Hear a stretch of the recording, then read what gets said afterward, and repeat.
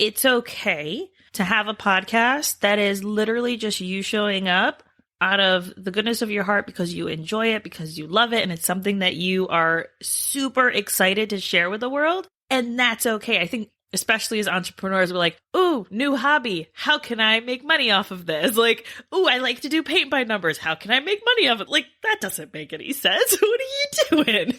It's okay to have hobbies. It's okay to have things that we love to do that, can kind of add value to our business, but don't directly correlate. Now, obviously, you can take time to think and really think about this. But if you want to have your podcast be a direct channel into your business coaching, into your business, and growing it from that side, then I definitely recommend you have solo episodes.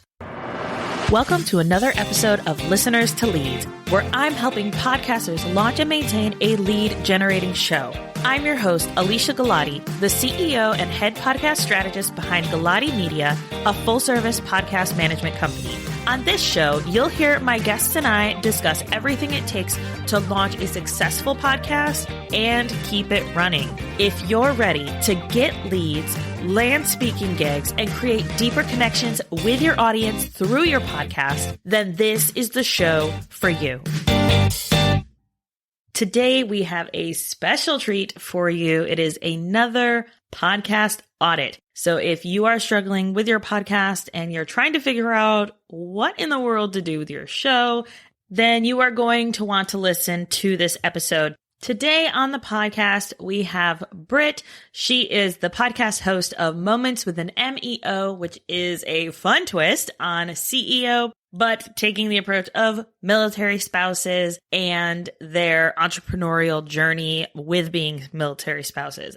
I absolutely love her drive and her purpose and all of the things that go into her show. But today we are talking specifically about how she can grow her podcast and strategies that she can start implementing. Make sure you listen out for when Britt asks if she should be releasing more than just 1 or 2 episodes per week and what that would look like for her workflow. We also talk a lot about how in podcasting, there are no rules. So you get to decide what kind of podcast you want to have, what you want to give your audience, how much you want to give your audience, and all of those other fantastic things. So if there's one thing that you can take from this episode, remember that you get to decide. There are no rules here. You're just having fun, podcasting, making money with your business. Yay, awesome. But there are no rules. Do what works for you and forget the rest. Now on to the show with Britt. Hello, Britt. I'm so excited to chat with you today. We're going to have an audit. If you could just tell us who you are, what you do, what your podcast is, what it's about, all that fun stuff. Yeah, absolutely. So I'm Britt. I am a military spouse and I am a business coach for military spouse entrepreneurs. I have a podcast called Moments with an MEO, which is a term I created to represent the CEOs of the military community. And basically my entire podcast is interviewing guests on how they handle military life and entrepreneurship, because both of those things are pretty big tasks. And so it's very interesting to see kind of how everybody does it their own way. And, everybody, no matter what branch, no matter where in the world they are, they always have something to bring to the table, which I think is very unique. And I think that that's really cool. Yes, I love that so much. I am not a military spouse. My husband's not in the military, but I have a ton of cousins in the military. And I remember just having conversations with one of my cousins. He's in the Marines and he has a wife and 2 kids. And, he's obviously traveled the world. His kids and his wife have traveled with him, but a lot of the time they're left home. And so she spent a lot of time with our family. And getting to kind of hear her side and things that she's going through, living on base, living off base. And so I've always kind of had a heart for military spouses because there's, I wouldn't say a lack of stability, but almost, right? There's a huge lack of support and a huge lack of resource. There's 1,000,001 resources out there. You'll find 1,000,000 blog posts on deployment, but there's no vetted resource that really pulls the important resources out. There's definitely, I remember Nick actually left for an 8-month deployment to the Middle East a month after we got married. And so I remember just sitting there in our empty apartment going, okay, now I'm a military spouse. What the heck is that? Yeah. What do I need to do? And so through that process, the first season of my podcast is actually me interviewing military spouses going like, what the heck is this? And how do we do it? And then I realized that my main focus was entrepreneurs. And so I kind of pivoted for season 2 and did that. And so I've seen a lot more success in season 2 because it's a lot more niche down. But it was really cool to see that nobody really knows what it means to be a military spouse. We just are one. Yeah. It's kind of like add in the entrepreneurship. Nobody really knows what they're doing half the time. It's really just like winging it and what feels right for you in the moment. So throw in being a military spouse. Holy cow. That's like double whammy. So let's dive into questions you have. Obviously, this is an audit. So live questions, anything that you are struggling with right now that I can support you with. Yeah, so I'm pretty good about talking about my podcast. I also release at least 2 episodes a week, which I know is a lot, but I interview a lot of people. It's honestly my favorite part about podcasting is that I get to interview people and hear their stories, and I find it so intriguing. So I have, I think, 20 episodes that aren't released yet that I recorded back in February. And so I'm like, wow, trying to grind them out because in January and February, I did almost 100 interviews, which in hindsight, probably not the best idea, but that's okay. We live and we learn. So I talk about the podcast a lot, but I'm not seeing a lot of downloads for the effort I'm putting in. I see a lot of podcasts that do a lot less quote unquote marketing or talking about it that seem to have better success than I do. And I don't know if it's because I'm not reaching my ideal listener or if it's that the value of my content isn't good enough yet. And so that's really where I would like to start is just see why aren't I converting people from my Instagram to the podcast platform? Where's the hang up there? So the first thing I would say is if you could share your numbers, if you feel comfortable. You don't have to if you don't, but I want to preface this by saying, before you share, in podcasting, I think we tend to play a numbers game, and it can get frustrating when, like, I have one client, she has had her podcast for a month and a half, and she's comparing her downloads, which is she has a very small audience.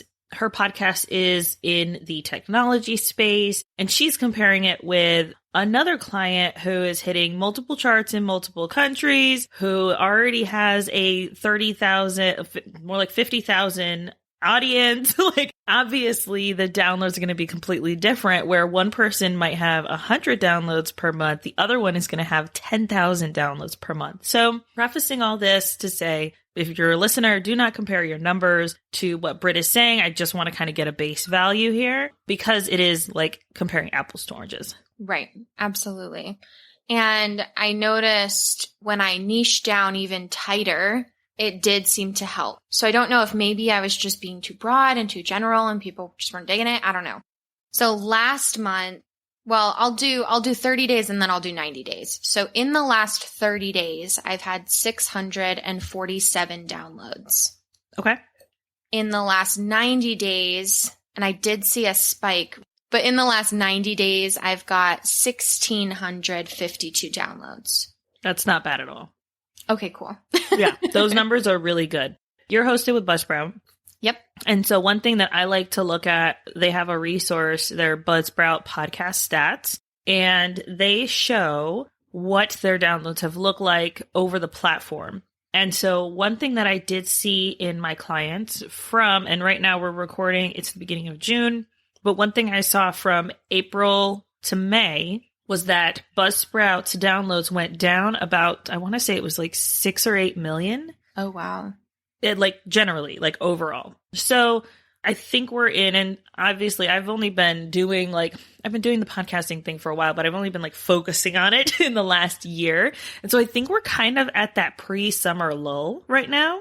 Mm-hmm. And so there is going to be a dip because I am seeing a dip in a lot of my clients' downloads right now. And I think as people start traveling, we might see a higher increase in them. We'll see another lull around the beginning of the school year, and then we'll see another lull around the holidays. So I think those are going to be the three main like dips, and there's nothing really that you can do different during those times because it's all based on what the listener's doing. Now, your downloads are fantastic. Those numbers are really good, especially with the amount of episodes you have, how consistently you're downloading, and also note that you've had your podcast since like September, October of last year, correct? September 6th, yeah. Yeah, so you're not even at a year yet, and having upwards of 500, I think is absolutely great. You also have a really engaged audience on Instagram as well. So I think that, and that's obviously because I know you. So that's how I know that, because I follow you and I see what you're posting.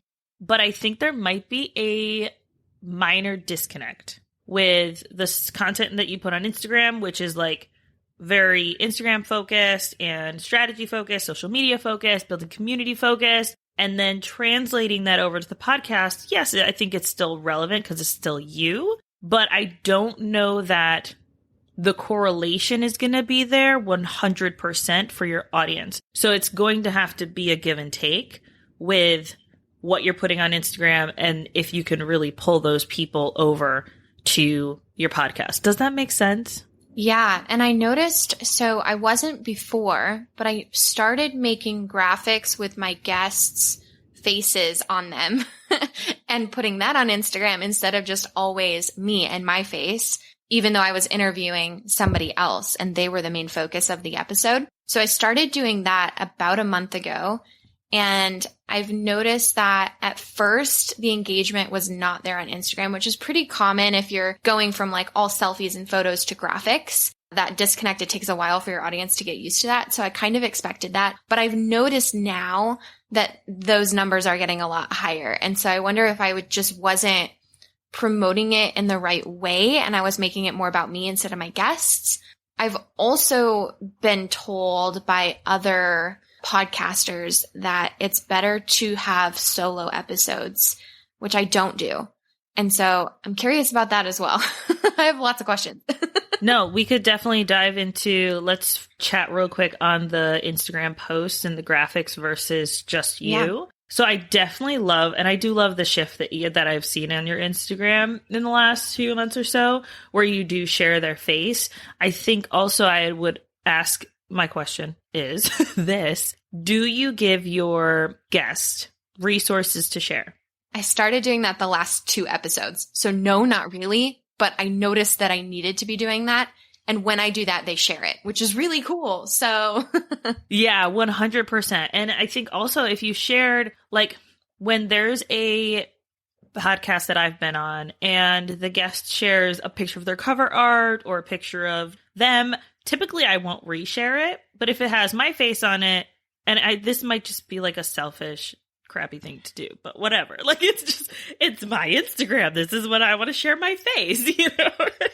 Right. So typically if my face is on it, I'm more likely to say, oh my gosh, look at me. Look what I did. That's so exciting, right? Like you're more likely to share it. Now, I've mentioned in past episodes that I know of some people that they will like ask their guest for their brand colors. I don't think you need to go to that extent. If they want to do something in their own brand colors, sure. But I think tagging them in everything that you do, when you share that Spotify link onto your Instagram stories, which I'm pretty sure you do, and I think I've seen you do, tag the guest as well. One thing that you can do for that to have the graphic look different for that Spotify is to change the episode artwork. Oh, okay. So if you change the episode artwork to be the picture that you put on Instagram, then it will change that cover art that it shares on Instagram stories from Spotify. I've just been copying, pasting a square image graphic that I already make and just like putting it over that in my Instagram stories. Is that okay? Or should I change the artwork every time? I don't think you have to change the artwork every time. It's just if you want your guests to share more, then I would say make sure their face is on it. I do have, out of the 15 plus clients we work with, there is 2 that have episode artwork for each one where it's changed every time. So whether that's their face and the guest, or so there's like minor changes. It's not like it has to be like a whole new graphic. Like keep it consistent, but having their face on there is going to have it more likely that they'll want to share. Okay. So that is an idea to get your guests to share, sending them the graphic, sending them the link. One thing that I also like to do is send them like a little snippet if they're like, well, I don't know what to say. Like you could say, here's a little thing that you can say. Usually it sounds something like, I had such a great time talking to so-and-so. We chatted about XYZ. You can easily pull this from your show notes. You don't have to reinvent the wheel here, people. Like, please don't. And then be able to, like, this is very easy for you. This is what you can share. Or you can just copy what I post or repost it. That's fine too. And they're more likely to share it. I know anytime someone sends me stuff, they're like, hey, you were on this. I'm always like, yes. I'm one where I don't care what my feed looks like. And so it doesn't matter what the graphic looks like. Like, I'm going to share it. Yeah. Moving on to your other question, which was solo episodes versus guests. I have a question before we dive into that. What is the purpose of your podcast? So I'm really driven to empower and motivate military spouses to take the leap of entrepreneurship. And if they're already there, to know that they're not alone and that none of us know what we're doing in military life or entrepreneurship, and that it's okay to not know what the heck we're doing. And do you want to show up as an expert and offer services around that? So I enjoy being the person that brings the resources. I never want to claim to know everything about anything because I don't. You know, I've spent a lot of time understanding social media and I really enjoy chasing the algorithm and, you know, all the puzzles that entails. But I never say I'm an Instagram guru or like an IG expert. Like, to me, that's never achievable. I mean, because the algorithm changes so much, there's no way for that to happen. And so I want to be a valuable resource, and I want to be the resource that brings other resources to you. So in that way, I do want to be a leader. I definitely want to be the leader of my community, but I don't know that I want to be a so-called expert. But I am a business coach, so I get torn. I'm so torn. I think there's a little bit of almost imposter syndrome that can come very easily in entrepreneurship of like, for me, I feel like I know what I'm talking about. I'm a podcast strategist. I have most of the answers for people. I'm also a Virgo. So there's like my way and then all the wrong ways to do something. You know? There's that. But I know there are people who know better than me. So who am I to take up space in this space? And I think sometimes that can stop us from really owning our voice and being able to show up. Do you do live video trainings? Do you do webinar style trainings and things like that for your community? Yeah. And I also have a group coaching program where I do monthly trainings, and I also bring in other experts to do trainings as well. I do hot seat coaching. I do it all. But like you said, there are people who know better than me, but I know a lot, and I know a lot of important stuff, and I've seen how my advice makes a difference in the online business space. So yeah, I'm just torn. I know. I totally understand it. Do you want clients from your podcast, or do you want your podcast to be a resource for anyone and everyone who may be just like looking for help, or both?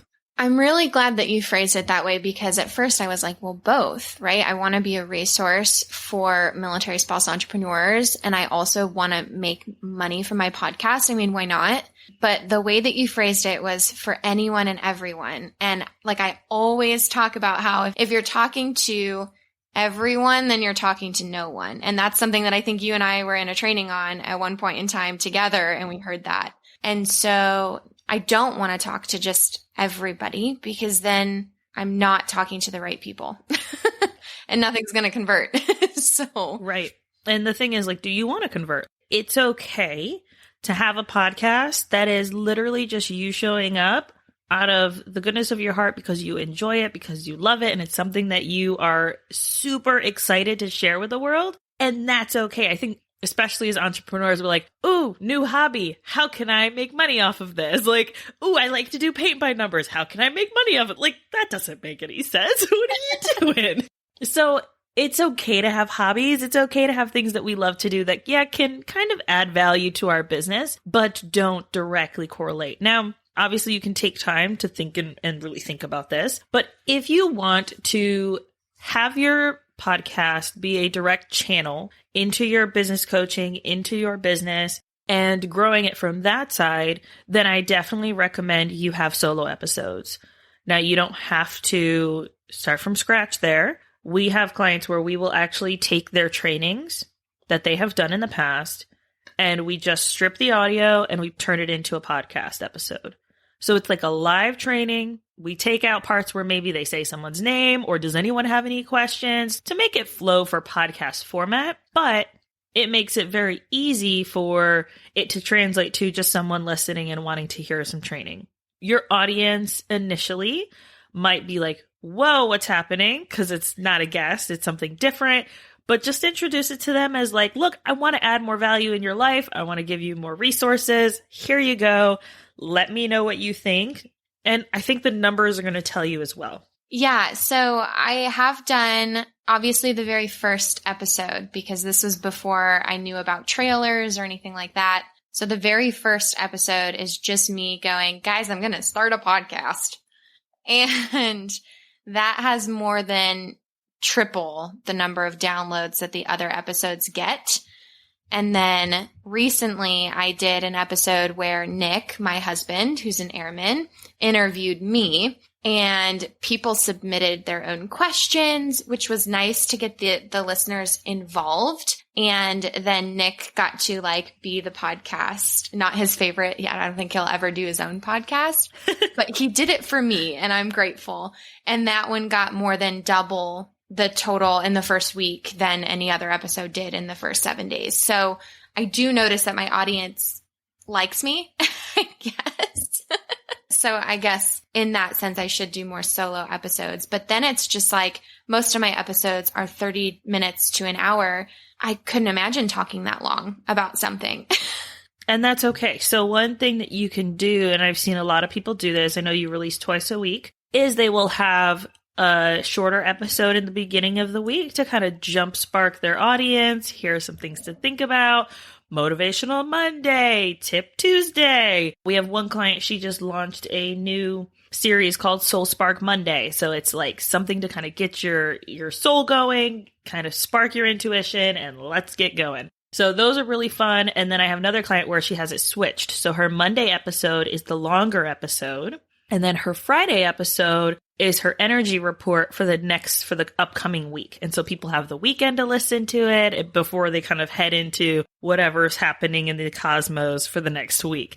So you can do it any way you want. It's your podcast, your rules, but I don't think you have to make it 30, 40 minutes of you talking, especially if you feel uncomfortable with that. If you're like, look, I can commit to 10, maybe 15 minutes of me laying down some awesomeness for my audience, or I'm going to pull this 8-minute Instagram live I did, then that's fine too. Like I said, there are no rules here. You're allowed to do what you want, which is fun. Awesome. Yeah. So I think I like the idea of maybe not so much things to think about before the episode, but I like the idea of swapping it and maybe doing solo episodes about reinforcing what they learned from the previous episode and kind of just reinforcing that and maybe giving them some extra takeaways. Cause I don't know about you, but every single time I interview, I'm always like, oh man, I wish I'd asked about that, or man, I should have included that, or why didn't I mention that? So maybe just after I edit the episode and upload it to Buzzsprout, maybe just taking a beat and going, okay, what could I do different? And then including that in a second episode. Yeah, 100%. That would be more like a hot take, or I think Howard Stern does something like that with his stuff where he's like, my opinion on what we just talked about is this, So cool. Okay. Taking something like that, I think it's a great idea. Plus it allows you to feel like, hey, look, I'm an expert as well, but I don't have to do a full length episode about what we talked about because they're the expert, but I do have some thoughts because I know my stuff too. Right. Awesome. I love that. I already feel more grounded and I'm headed in a better direction. Yay! That makes me so happy. It's so awesome. Yeah. And you know what? I've been following you since before I even did a podcast. And it was your training in, I think, The Awakening. Yeah. It was your training where I was like, man, what if I did a podcast? And I was like, I'm crazy. Like, why would I do a podcast? And then I did a podcast. And, I was just like, I'm just going to do this for fun because why not? And it was your training about how like anybody can just start a podcast. Literally anybody can. These are my tips on how to be successful. And this is how much I love Buzzsprout, but yes, I do love Buzzsprout. I know. Me too. Me too. And I'm constantly converting people. I'm like, you got to get off Anchor, go to Buzzsprout. Like, come on. Yes. But, it really was your training that was just like, you know what? Like, this might add value. This might help you convert. This might help you show up as an expert and show your authority in your field. And I was just like, dang. And so you've been my podcast goddess since before I even had a podcast. So I appreciate being able to be audited. Yes. Oh, thank you. And I absolutely have loved seeing your podcast grow and shift and like all the things.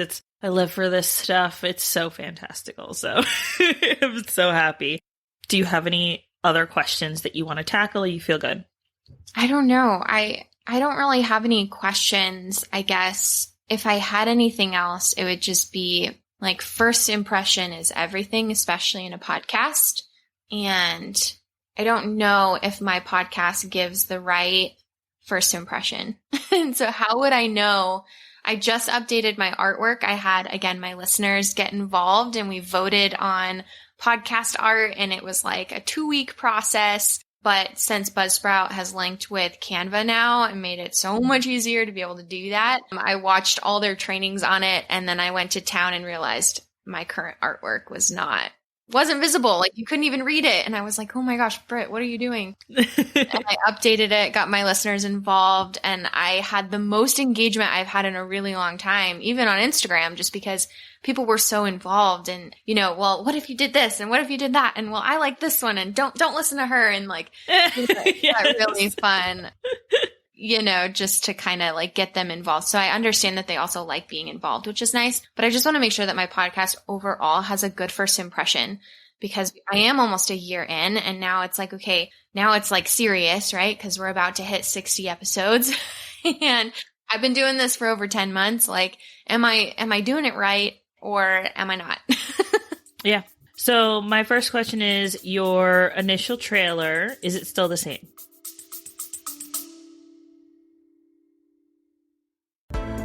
You put your heart and your soul into your show.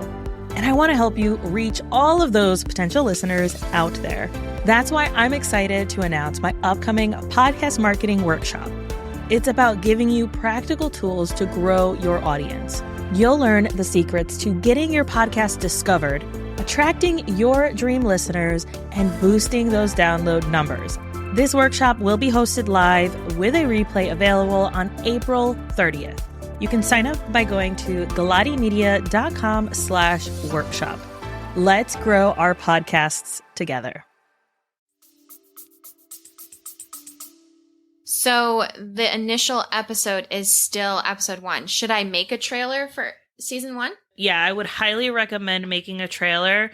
A lot of the podcast platforms are now having that be if someone first gets to your podcast, if they're on Spotify, they find your podcast or the first episode that's above the fold of your most recent episodes is that trailer. So I definitely recommend putting that one in, getting that going, and have it be pertinent to what you're doing now. Okay, so not necessarily season 1, but just like a trailer. I did a trailer for season 2, but I don't know how that works. Did you have it set as trailer? Yes.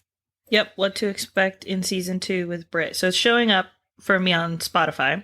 Okay. So that's good. I think that's fine if you've got that.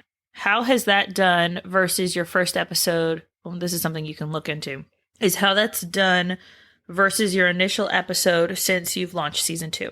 That's the thing is people will find one episode, realize that they're all different guests, and then go back to the beginning and listen to all of them. So my very first episode, because I don't mind being vulnerable and open. So my very first episode, September 6th, 2020, it has 234 downloads, which is insane considering the other most listened to has 126. Yeah. And then my trailer for season 2 has 79. And then every episode especially after like a month or two of being up here, they're all like 60s, maybe 70s, but that's about it. And I do notice that certain guests that do come back multiple times get more downloads, and then they go back and listen to the other ones they've done. So I've noticed that too. So I guess the very first one did a lot better, but it's also because people go back and then they binge the whole thing. Yep. Especially during PCS season where people are like road tripping across the country and they're moving and they're like, let's just blast Britt's podcast. Yes. Yeah, I'm the same way where like if I find a podcast, I like to go back to the beginning, or I'll listen from the most recent all the way back. And then I'll go back to the most recent. So it's a little weird. Spotify is now doing this thing with podcasts though, where it's an intuitive, like they're not going in order. I noticed that you have to click on all episodes in order to see them all in order. It's kind of annoying. Yeah. So what it does is it like flip flops based on what the listener typically listens to find the most relevant episodes for the listener. I think it's cool because I'm like, oh, okay. So I started with this episode. So then it sent me to this other one because it's kind of like that last one I listened to and it wants me to listen to this one next. So at least it keeps you on their podcast, but it has a more, I guess, intuitiveness to it, which is interesting. Yeah, so that's one thing that you might see is that you might get downloads from random episodes, especially with the shifts happening in all the different platforms. But I think it's good that you have the trailer there, that you'll probably see that grow as more of the platforms push the trailer, which I'm seeing them start to do. So that's good.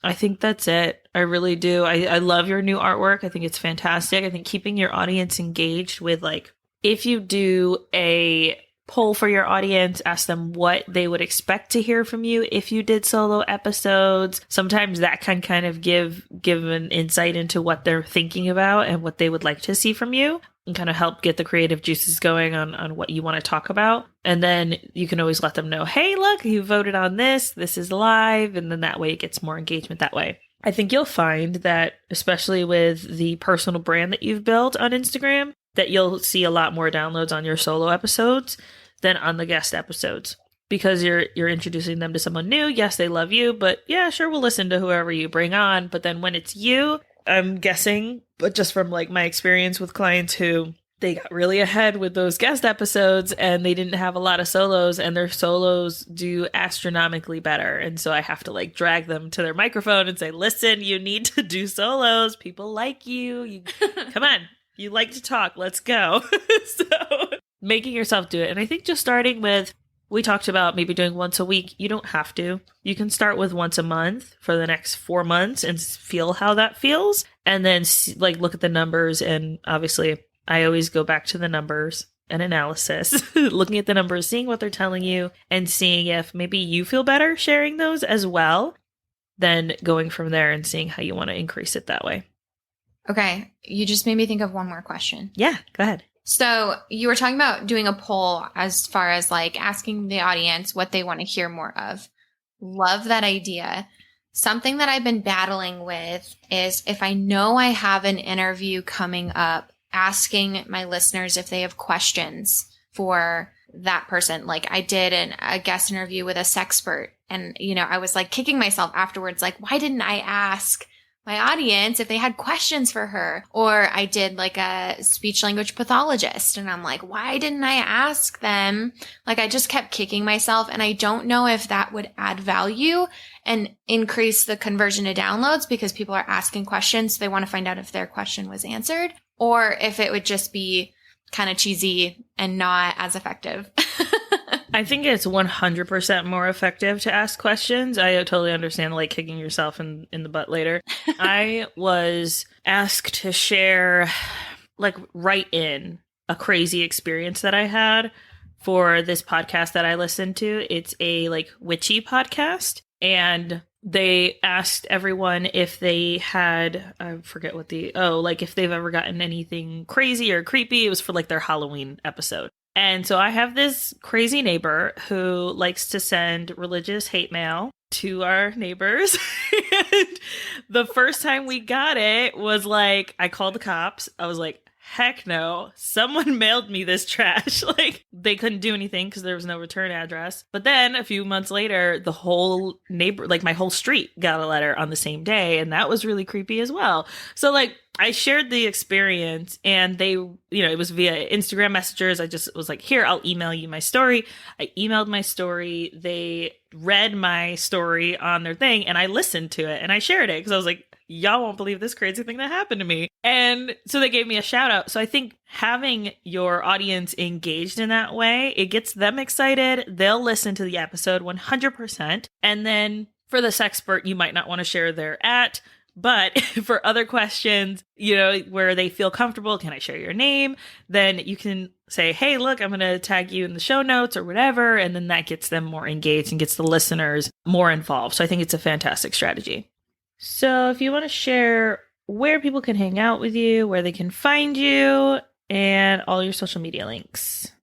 Sure. So you guys can find me at new-altitudes.com. I'm also on Instagram at new_altitudes. And then obviously the podcast, Moments with an MEO, is on literally every social platform. So yeah, that's where you guys can find me. Awesome. Thank you so much for being here. I'm so excited for everybody to listen. Awesome. Well, thank you so much, Alicia, for allowing me to come into your podcast space. And I'm very excited to take all of my notes and put them into practice. So thank you so much.